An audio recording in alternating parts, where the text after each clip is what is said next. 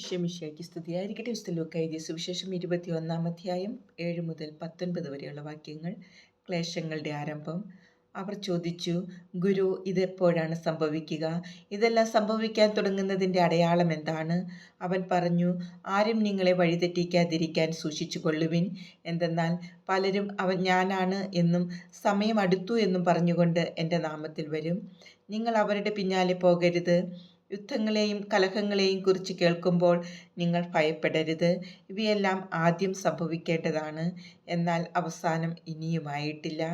അവൻ തുടർന്നു, ജനം ജനത്തിനെതിരായും രാജ്യം രാജ്യത്തിനെതിരായും തല ഉയർത്തും.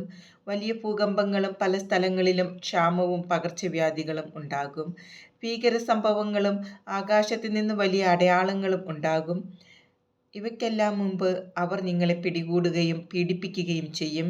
അവരുടെ സിനഗോഗുകളിലും കാരാഗൃഹങ്ങളിലും നിങ്ങളെ ഏൽപ്പിച്ചു കൊടുക്കും.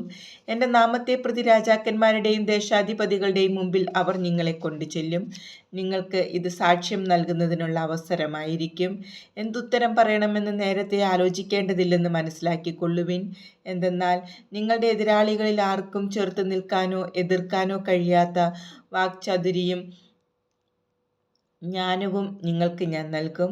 മാതാപിതാക്കന്മാർ, സഹോദരർ, ബന്ധുമിത്രങ്ങൾ, സ്നേഹിതർ എന്നിവർ പോലും നിങ്ങളെ ഒറ്റിക്കൊടുക്കും. അവർ നിങ്ങളിൽ ചിലരെ കൊല്ലുകയും ചെയ്യും. എൻ്റെ നാമനിമിത്തം നിങ്ങളെ എല്ലാവരും ദ്വേഷിക്കും. എങ്കിലും നിങ്ങളുടെ ഒരു തലമുടിയിഴ പോലും നശിച്ചു പോവുകയില്ല. പീഡനത്തിലും ഉറച്ചു നിൽക്കുന്നതിലൂടെ നിങ്ങളുടെ ജീവനെ നിങ്ങൾ നേടും.